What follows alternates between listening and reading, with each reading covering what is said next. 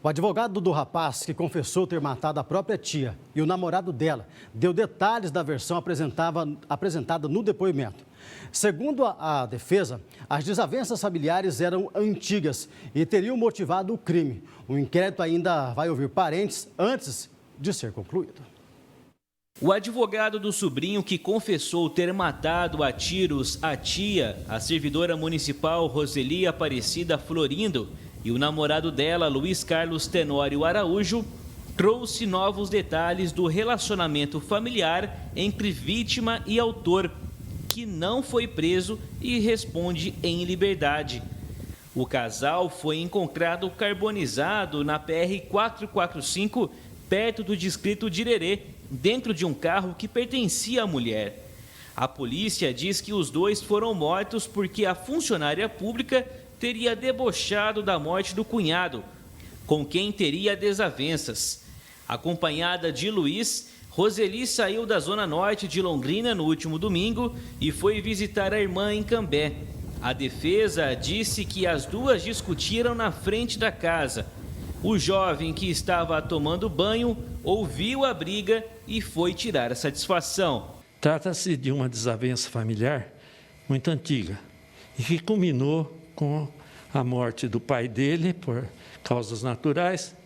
E no dia que souberam da morte, a Roseli, a vítima, ligou para uma outra irmã e disse: olha, vou fazer um churrasco com fogos comemorando a morte do meu cunhado. A irmã voltou, Neide não recebeu, mais 2 vezes ocorreu o mesmo, não recebeu.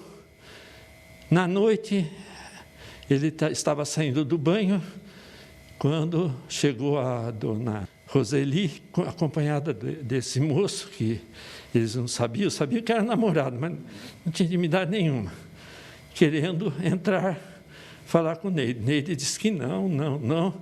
Ela ficou no portão, adentrou para dentro do portão. O Lucas, vendo essa situação, pegou um revólver deixado pelo pai dele, revólver antigo, e saiu e disse: ó, saiam daqui porque nós não temos mais satisfação a dar para vocês. Nisso a Roseli falou: você com arma, se você for homem, atire. Aí desafiou ele. Ele pegou, acabou atirando. Atirou. Quando o acompanhante da Roseli viu a situação, ele avançou para o Lucas. Aí o Lucas atirou também. Depois de atirar no casal, o rapaz teria entrado em desespero, não sabendo o que fazer com os 2 cadáveres. Aí veio um desespero, os 2 caídos ali, ele pegou, pôs o rapaz no banco passageiro na frente do carro, pôs a Roseli no banco traseiro e saiu a esmo pela cidade, até que se dirigiu a pé, 445, e lá num determinado trecho abandonou o carro. Mas, enquanto isso, ele fumava desbragadamente e nem se lembra se não apagou bituca, nada. E depois saiu do carro e voltou a pé até um certo trecho, até encontrar recursos para ir para casa. E no dia seguinte ele soube que o carro tinha sido queimado. Segundo Luiz Gaia, vizinhos não teriam presenciado os tiros. A polícia de Cambé foi inoperante, porque teve vizinhos que viram tudo, chamaram a polícia, mas a polícia não foi atender. Aí é outro problema. Roseli tem mais 3 irmãs. O advogado citou o possível motivo das brigas entre elas. Que a Roseli era interesseira, que estava querendo espoliar a mãe, a velhinha, tirou a velha de casa, colocou num asilo para vender a casa e ficar com o dinheiro. Ela pretendia vender a casa que morava a mãe, tanto que ela tirou a mãe, pôs num asilo e pegou esse moço, que parece que era corretor, para vender a casa da mãe, para se apropriar do dinheiro. E antes disso aí, ela já tinha entrado com uma ação contra todos os irmãos, pedindo que dessem a ela uma contribuição a título de alimentos para a Roseli, no foro de Cambé. E aí é que começou toda essa confusão. Apesar da tese apresentada pelo advogado do rapaz que confessou o assassinato da tia e do namorado dela, a Polícia Civil ainda não encerrou as investigações do caso. O delegado pretende ouvir novas pessoas, como as irmãs da vítima, para entender realmente quais seriam as desavenças na família. Nós temos que ouvir aí mais familiares, né? Mais algumas testemunhas que não são familiares, para confirmar aí alguns detalhes, por exemplo, se essa questão dessa briga entre a vítima e o autor, né? E realmente excluir-se a possibilidade de uma segunda pessoa. Inicialmente, não há uma segunda pessoa no crime. Rapaz, ouvindo a tese do doutor Gaia, né? Vocês, olhando assim, você pinta a vítima como um monstro e o acusado do crime parece que fez a coisa mais normal do mundo, né?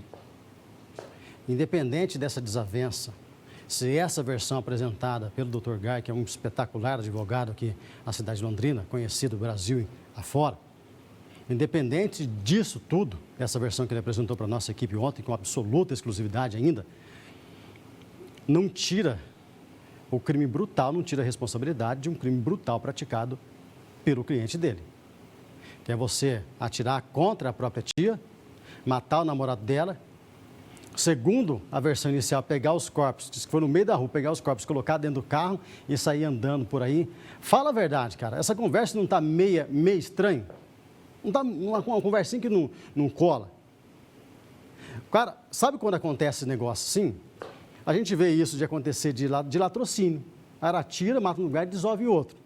Agora, num homicídio, numa briga, qual a última vez que você ouviu falar de um tiroteio na rua, assim, ó, o cara chegou, tirou a arma e começou a brigar, meteu bala, derrubou as duas, pegou, sozinho, colocou dentro do carro e partiu para desovar o corpo, sozinho. O cara atirou, deu o primeiro tiro, acertou o primeiro, sabe o que ele quer fazer? Ele quer, ó, picar a mula, meu irmão, vazar do local ali, desaparecer, antes que a polícia chegue. Não, mas ele teve a tranquilidade, a calma, olhou para o lado, não viu ninguém. Familiares, segundo na versão inicial, alguns familiares dele estariam nas proximidades, estariam ali na casa. Ele não, pegou, colocou no carro, daí ele foi embora. Essa conversa tem algo ali que não está batendo inicialmente. Mas isso, cabe à Polícia Civil trabalhar. E o delegado, o doutor João Reis, com toda a equipe dele, estão investigando. Eu tenho certeza absoluta que vai chegar no inquérito, no final do inquérito, falar que não, foi isso que aconteceu. Para lá na frente, perante o juiz, na hora do julgamento, vai analisar o que o juiz vai fazer. Ó, vamos condenar ou eles vão absolver? O que eu acho muito difícil, num caso desse, a absolvição desse rapaz. Ele respondeu o processo, está respondendo o processo em liberdade, por enquanto você sabe disso. Por quê? Porque ele não estava em flagrante, foi lá, se apresentou junto com o advogado, a autoridade policial, explicou, detalhou o que teria acontecido. Com relação ao fogo no carro, ele também falou que não colocou de forma intencional. Estava fumando cigarro e daí acha que uma bituca caiu lá dentro do carro e queimou tudo. É essa a versão dele. É verídica? É fantasiosa? Não sei, cara, não sei. A única coisa que a gente sabe é que 2 pessoas morreram de forma estúpida, covarde, e o assassino, principal suspeito, porque ele confessou o crime, continua solto. Isso sim a gente sabe, infelizmente, né?